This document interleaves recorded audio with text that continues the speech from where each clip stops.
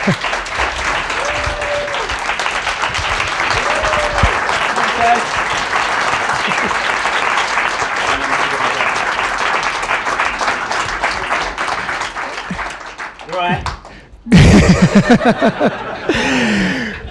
afternoon, everyone. My name is Tim Grierson. I'm the senior U.S. critic for Screen International.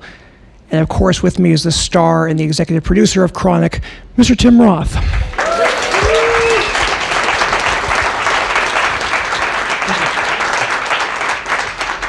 So congratulations on this movie. I saw it first when it premiered at Cannes in 2015. And so to start with, I'd love to talk about how this film came into your life, how you met the filmmaker, how this all began. All right, so I was in Cannes, I can't remember which year it was. Was it 2013, 2014? Something like that. And I was the president of the Certain Regard jury at that point. And one of the instructions that I give to the jury members, and whenever I do a jury, is that you're not allowed to read about the subject matter. You're not allowed to read anything that's in the literature, not even in the brochure that they give us. You know, you're allowed to know if it's a first-time director, or if it's and where the film comes from. That's it.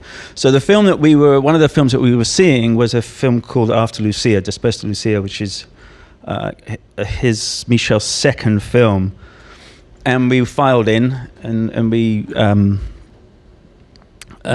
sat down, and none of us knew what was going to hit us. And then this extraordinary, I won't tell you what, well, I can tell you, spoiler alert, but this extraordinary film hit us, and it was, the subject matter was bullying. Which was exceptionally covered and examined, but also the way it was filmed was quite masterful, extraordinary, actually. And so I arranged I don't know if I should be talking to you or to them. I did a sneaky drive-by because I didn't trust him, Michel, because it was devastating, and some of the cast were there. They're all kids. They're all in their teens. Some of them were floating around in Cannes, and they were at that screening. And I didn't want to talk to him. I didn't want to look. I was worried about the kids. I didn't trust some of the kids. You know, it was one of those. You know, and so I did a sneaky drive-by. I had Thierry Frémaux, who runs Cannes, to arrange a lunch that I would be at and he would be at separate sort of tables, so I could watch him. So I didn't trust the fucker, right? It's true. And so I put a sort of hairy eyeball on him, you know, I was like, rrr. But I had a look at him, and I thought, he's all right, that one. And then, and then we watched the rest of the films, and there were some very, very good ones, but nothing came close to that film. I recommend you see it if you can't get to sleep or something. It's brutal of an evening.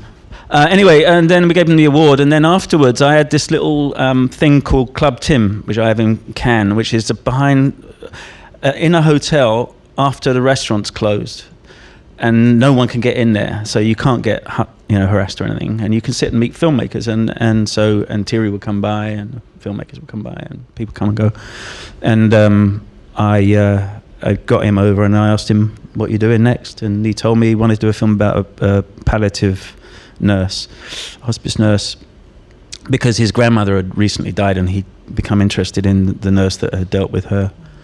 And I said, well, make it a male nurse and I'll do it. And he did. And that's how we did it. That's a long story, isn't it?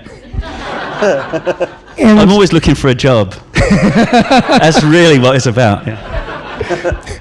Even as Certain Regard president, you have to think about these things. Fuck it, man. Was that all that he told you at that time? That he wanted to do something about a nurse? Was there any more detail at that point? No, that's all he had. I mean, it was actually an idea that came from his dad. When his grandmother was dying, the nurse was so interesting to him. The nurse had this incredible relationship independent of the family with the patient. And his dad has said, he was talking about her, and his dad said, well, make a film about that, which is kind of good advice. So that's what he did. I mean, it's not the most commercial film you'll ever see, but there you go. And I had seen an interview that, he wrote the script, sent it to you, and like 2 hours later you had read it and said, I want to do this. My understanding is that the script was much more detailed in terms of backstory, and that the two of you sort of worked to pare it down in terms of the movie we ended up seeing. Is that how it worked? Yeah, I was really excited to read it because of his work, and he got it to me, and I took it into my garden and sat down, and it was interesting. And the first 20 pages were strong, and then it vanished into many different characters and many different distractions. And so I got straight on the phone with him, and we started breaking it down and talking about what the film, what does he want to say? What's it about? And gradually just stripping away all of the layers to get to the absolute bare bones of it all. And that was kind of how we worked out before, and then during, and even after as well, in edit sessions as well. So we would, it was a continuing sort of forward motion until we were done with it. And obviously this was inspired by his own experience with his grandmother. From your perspective, what, beyond the fact that you had liked his previous film, what drew you to that character? Is it because it's a little bit different than other characters you've played, or did you relate to something in David?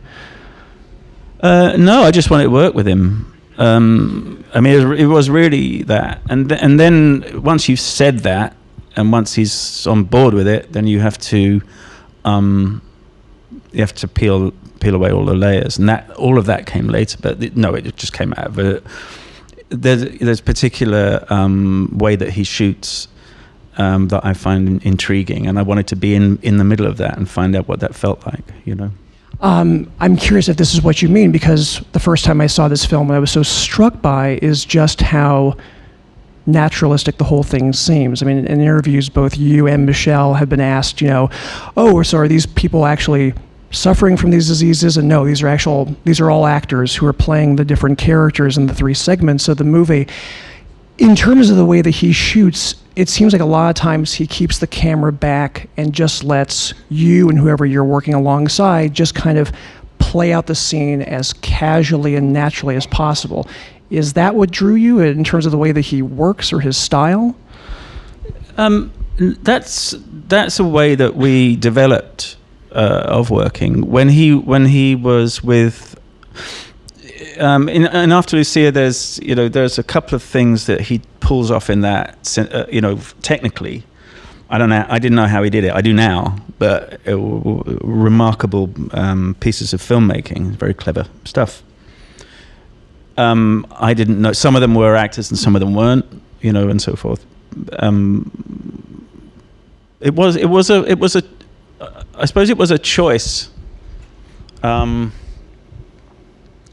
That's how the acting would be, and then which we found ourselves gearing towards during the writing process, and then the casting was in that vein always. So, for example, when I met the woman at the very beginning of the film, she'd already lost a lot of weight for the audition, and so we were looking in that world. We were looking at people who wanted to just vanish. It's not a vanity project, that's for sure. This one, Yeah. Gorgeous. And my understanding is that you also met with nurses in terms of doing research. Supposing I thought it was, that would be brilliant. If you thought I'm going to look really good in this close up, and you get that, it'd be fucking brilliant. A complete prank.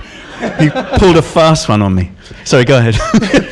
That you actually met and talked to nurses about how they do. Was it specifically like a hospice care nurses and workers like that? Yes. I worked with, there was an agency that I worked with. There were 2 or 3 nurses at that place who were extraordinary, and then they would be on set as advisors if needed. There was a woman that works in, that trains nurses over in Glendale, around there. I used to go to the college and, just had to get to know my way around a body, and then there would be specific things that we needed to know, that I needed to know, that were script oriented. So I would, have to go and I'd say, find me the heaviest person you can. I want to move them from a bed to a wheelchair. They have to be on a different level, and the mechanics of all of that stuff. And then the death, how to kill somebody effectively. There was a lot of choices in that one. They all had their favorite methods, but that's the one that we chose. It's funny because when I said, if we need to put someone to sleep, how do we do it? And the arms went up like that, just straight away. It's like, oh, well, no. And then there was this debates going off and all that about, and this was the one that we thought was the most, I think it served the patient best in that sense. But anyway, sorry. The intimacy in those scenes when you're taking care of each of those characters, and again, like the camera's just back and just sort of watching. Is that something that's only done a couple different takes? Because it's so delicate and so tender, I imagine it might be hard to do take after take of some of those scenes. Well, the process was always, no, first of all, they were incredible. Those actors were extraordinary, and there was never an issue about how we would work long hours. So, but the frame that you see, actually I sidetracked on that. The frame that you ended up with was an evolutionary process. We would start off by just what's the scene about? What do we need here? The dialogue was there if we needed it, and then you could strip it away, change it. What about if? What about if? And we would. So it was work in progress while we were on the set. Then once we had a feeling of what the scene was, he would start to think about where the camera would serve the scene best, or the statement that he wanted to make with you and with the frame. And then we would start to play it, and he would start to record it. And then there were times when I would say, I think, don't you think it'd be better over there? And we would just hold it up, move everything, turn it around, and start filming. And so it was the process was it wasn't improvised. It was carefully thought out, but it always had a life of its own. And we would, as actors, once we were all settled in what we wanted to do, we'd just go about our business. And those scenes which were complicated in that way were shot as many times as we needed, and we felt we had it, and we just moved forward. Yeah. My understanding is that even while you guys were filming, dialogue was just being taken out. Is that accurate? Because or added. Yeah. Yeah. Because so much of the performance, obviously you have dialogue, but in some ways it's almost a silent performance in a lot of ways, and a lot of it is not talking. It's the character doing and how he performs his functions with these different people. Yeah, there was it was stripped bare, pretty much. There's a scene with Sarah Sutherland, who plays my daughter in it, that we constantly were writing. Me and him were writing over and over. I would send a version, he would send a version, we'd back and forth. Even before he would arrived in LA to shoot. That was constantly an ongoing one, which we finally got right on the day, really. But the writing process is just it's weird with him. It is. He's a strange fella. But I was on with him the other day because he's editing now, and I've been giving him notes and stuff. He's an odd bloke. But this felt that it should be paired away, and a lot of it played in silence. It felt that's where he'd ended up in his life. he's hiding out in a sense, and so it was very. It's where it belongs in a way. It's where the dialogue. But after Lucia, there's a lot more going on in the new one that he's done, just filmed. It's a lot, people talking a lot, but this just felt right. Just felt like the right music for the thing. I also think that it feels accurate to, if anybody's been in that situation, often there's not a lot to say. When people are near the end of their lives, and it's hard to know what to say, what to do. And one of the things I really admire about the film is that I feel like the film is just asking the audience to observe this, because I feel like a lot of times in movies we don't see this part of a person's life. And I think the movie sort of honors that by not trying to put a lot of embellishment and just letting you and the characters that you're working with just be in that situation. Yeah, I think, but while that's true, I think that the film isn't necessarily about that. I mean, it's about his condition and the reasons for that, which reveal themselves. It is. That's how he would go about his business. There's a fantastic woman that I know who saw the film and spoke to me about her father. When her father was dying, they had a hospice nurse that came in, and the nurse told them, and I wish I'd known about it before we were filming, but the nurse said, it's not making the death of your father comfortable, it's about you guys. It's about training you guys.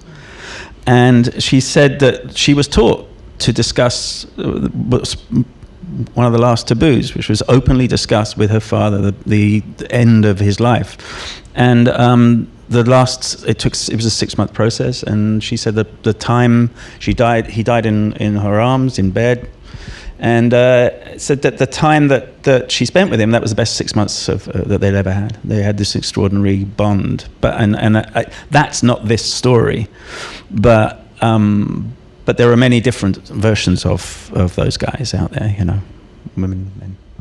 You had mentioned about this idea of revealing slowly what's going on for David and why he's doing the things. Could you talk a little bit about deciding on, with you and Michelle, how to sort of kind of drop those little hints about what's going on, why David is doing this? Because it is one of the pleasures of the film, is sort of slowly discovering what's going on inside David's head. Yeah, I had to bully him a bit, Michelle, on it. I didn't want, going back to not knowing what a film is about before you go in and see it. I wanted the audience, you guys, not to know what the film was about. And so the woman that he's engaging with at the beginning, who's HIV/AIDS, quite possibly could be his wife. And until she dies, we don't know what he does. If you don't know anything about the film, then that arrives. And then, as we proceed through, we reveal, we see a man that is. I suppose you see him. You see his function. You see his ability to communicate, his inability to communicate, but you don't know why. And then we drop the bomb at with the girl that he's pursuing that turns out that it's his daughter. I don't know. It always seemed to me the best way to go. That we don't, just when we think we know what's happening, the film is about something else. And then with the ending, which we'll discuss, the decision there is in the audience's hands. Is it intentional? Is it unintentional? And then the consequences of that action are to be discussed after the film is finished. Before we get to the ending, both for David and the people that he's taking care of, there's such a strong sense in the film of that relationship works both ways, that they need David, but that David also clearly needs these people in a certain way. And there's a sense that both people in the relationship are getting something out. Was that something that kind of from the beginning you and Michelle talked about, that David's not a selfless... It's not a one-way street. Yeah, that he's not a selfless saint, that there's also something that he gets out of his relationship, whether it's the architect, where he starts almost kind of like learning more about architecture and kind of taking on that life in a certain way. And yeah, I think yes, it was discussed. I mean, borderline creepy. It was also discussed. Because we don't know his motives until we find out why he's burying himself and why he's hiding, and why he has hidden himself from his wife and his daughter for so long, and so on, because he can't bear what he did. He hasn't had that conversation with himself. He never got over the actions of what I think are reasonable and saintly actions, if you like, but he could never come to terms with what he'd done. So. And also that character kind of lives in a certain kind of penitence or silence. There's a lot of times where I'm always struck by Robin at the end of the movie saying, "Well, we don't have to talk," when they're in the waiting room. Yeah, there's such a great kind of sense. That actually, though, I don't know if that was improvised or if I cannot remember, but it seems to sum the whole film up. We don't have to talk. It's just great. She's tremendous. I mean, they're all tremendous, but she's really great. Yeah. But the thing you mentioned about there is a creepy element. I mean, I remember seeing the film the first time, and people kind of started to question, like, are David's motives pure? Is he almost like a vampire in certain ways? And so, in terms of walking that line yourself, in terms of playing that character, did you feel like there was any element of him sort of taking from these people? I think he definitely was. I mean, he was building a character for himself because he hated the one that he actually had. So in a sense, that's what he was doing, like turning up at the guy's house and talking about his wife who's just died. They were married for 21 years and all of that stuff. Yeah, I mean, unless you know why, which you come to know, it is. On the face of it, scary behavior if you want to look at it. Don't want to look at it too closely, but yeah. And like you said, that in some ways makes the movie more challenging because you have to get to know that character as an audience. But it seems like, I was just thinking about the roles you've done throughout your career, that's not something that bothers you or scares you. No, it didn't. I mean, no, it didn't with this at all. I mean, the challenge with this was more in the preparation than in the making of. It was, being around people, and who you knew were dying, and them helping you with their last bits of time that they had left. Get this right, and make sure you get this guy right, and all of that stuff. That was the challenge of it. Then the execution of it, it was all hands on deck, and everyone was there for the same reason. So let's talk about the ending. We were in the other room, and we heard the gasp.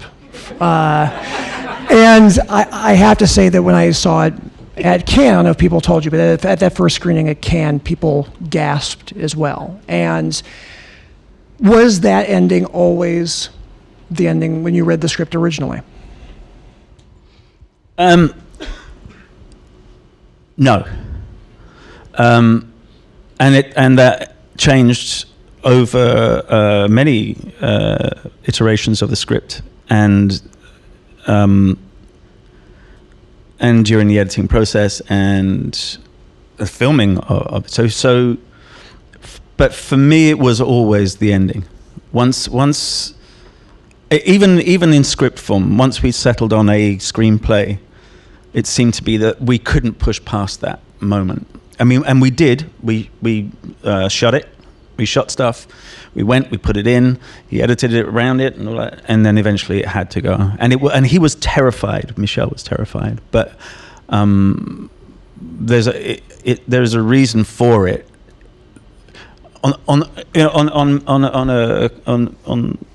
Okay, on a couple of levels, it could definitely piss off an audience, that's for sure, and I'm sure it did some of you. You took me all the way through that, only to have that happen. It looks like it could look like they didn't know where to go, so they just shut it down. there's that version of it too. The other version of it is, how could he possibly go on with his life, this man? That he makes a decision, whether it's on the fly or whether it's the one he's been heading towards since the beginning. That's up to you guys if you want to go down that road. I mean, I have my opinion as to what happens and why. But it's very, very well thought out, I would say. But, you know, it's not for everybody.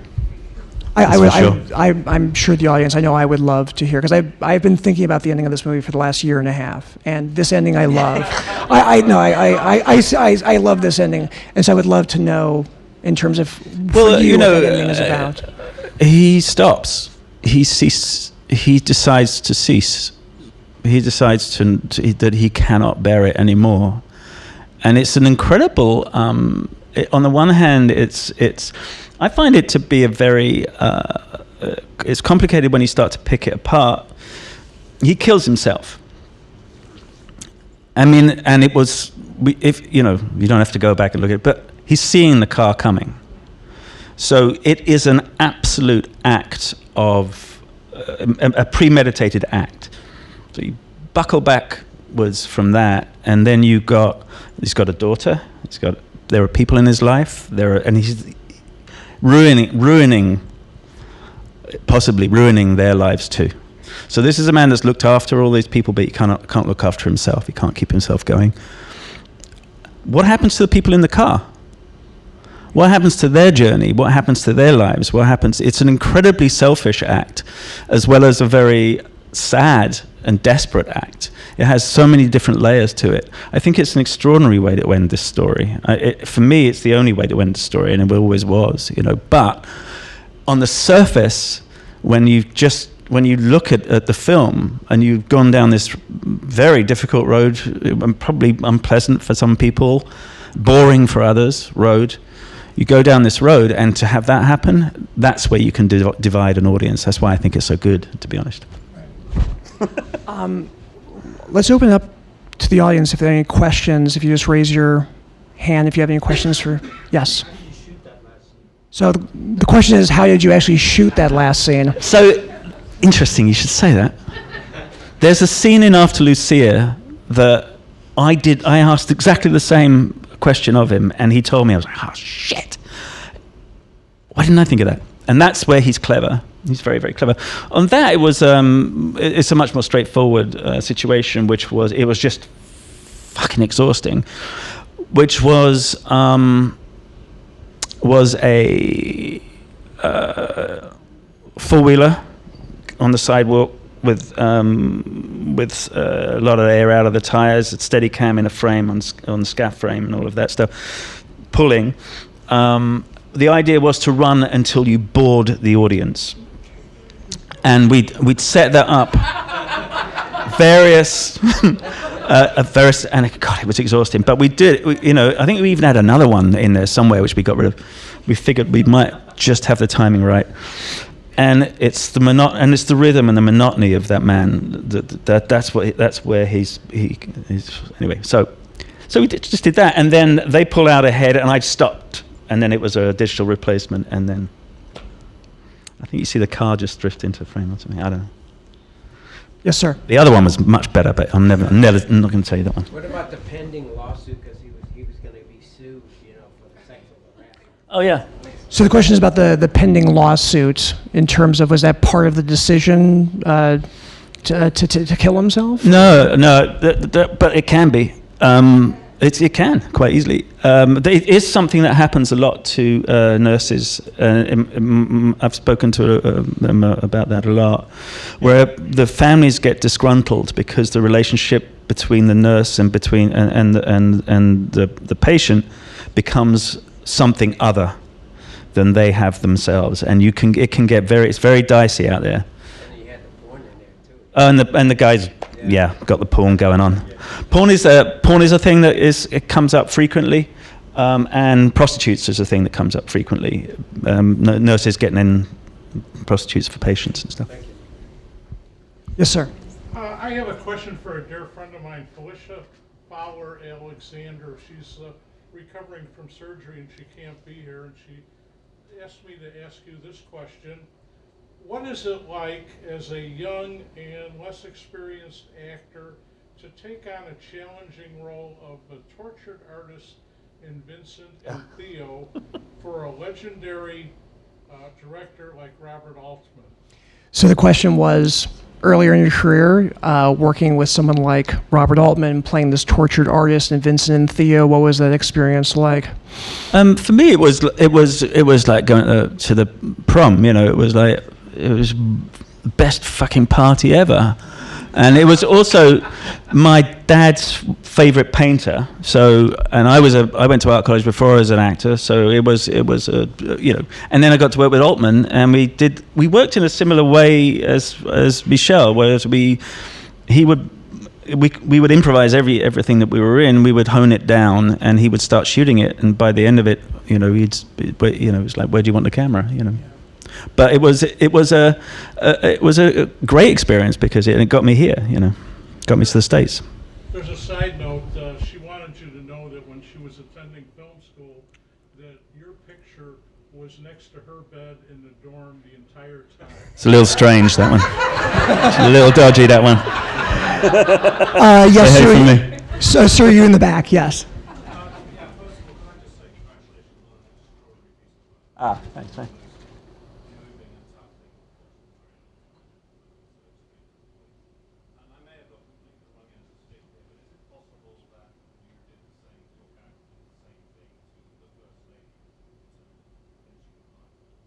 At the beginning? So the question is, in terms of the first character that you're working with, was it the same thing as the end, basically? No, I hadn't. No, she died without my knowledge. Yeah. That's interesting. I'll pass that one on to Michel. Yes, sir. There was actually something, thank you for that, something that, the first patient that I met is a guy named John. He was a CP, a cerebral palsy patient, and that was the thing that he had trouble expressing himself.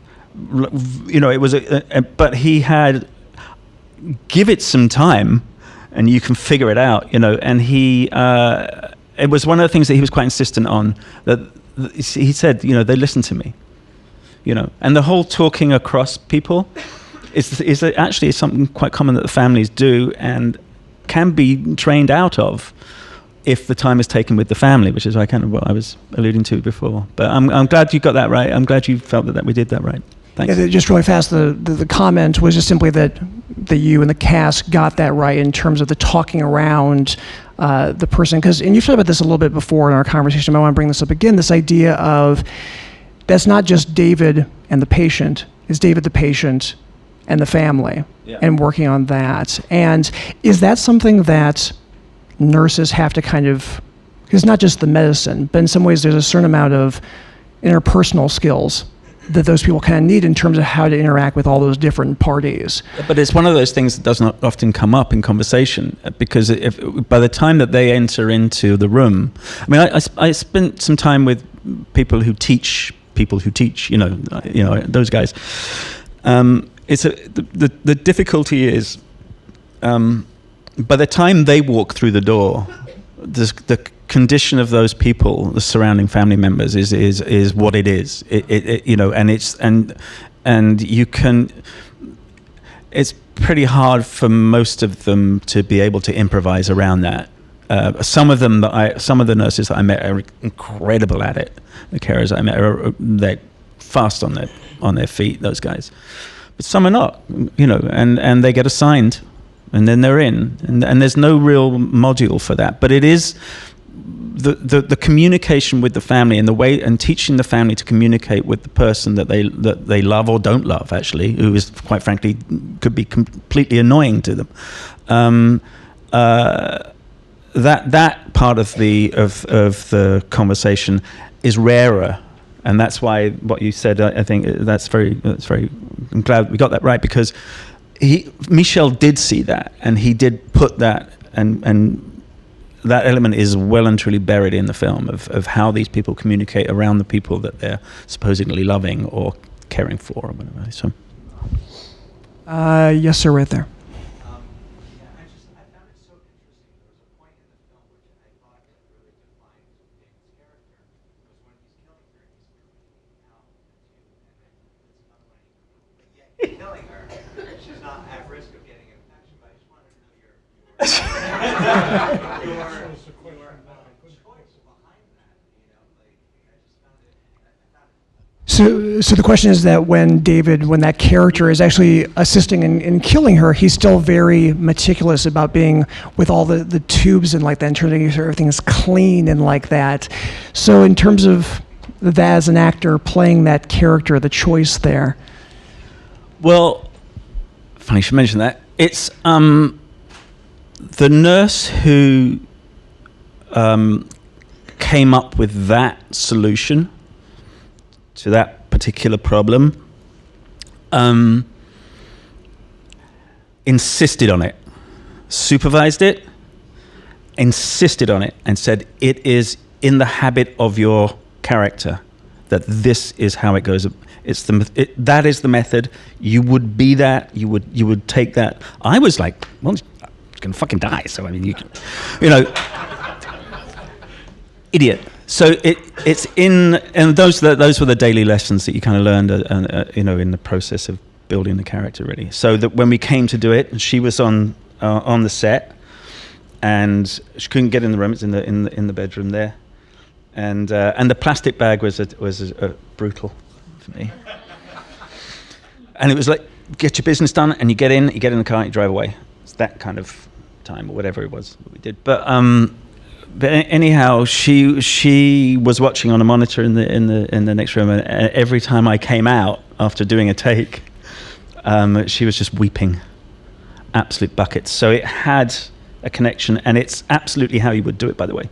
That is one of the methods, but the process is exactly how you would do it. I got questioned about that about wearing gloves, and that's a personal choice, and it's also a thing that is of David. I think that's a separate kind of conversation. Anyway. Yes, ma'am. Oh, by the way, Robin, who played the patient there, incredible breathing control. Yeah. Incredible. And it was all for real. There was none of that digitized. So. I've been dearly in my life with people dying, and I know how it really changed my life. And I was wondering, you going through this experience, playing it out, how has it changed your life, or you look at the meaning of your life differently? So the question is, playing this character, thinking about this character, how has it changed your life or the way that you think about the end of life? I thought it would be, a revelation. I thought I would be able to handle the, hurtling towards the abyss kind of thing much better, having dabbled in this stuff. And I don't know if it's made it worse or not. To be honest, I don't know how they do it. They're an incredible breed, but I think about it more as I get older. I think about it more. I know a few more answers than I would ever. I think if by having been around these nurses and been around the patients and talking with them and so on. So I think I'm better prepared on the one hand, and shitting myself as everybody is on the other. So, I think I'm right there, banging there in the middle, still with a little bit more information, That's about it. But, it's not going to do me any good. Get hit by a truck. Congratulations on the Independent Spirit nomination for this. This movie is fabulous. You're great in it. Thanks very much. Thank you all very much. Thanks, guys. Have a good night.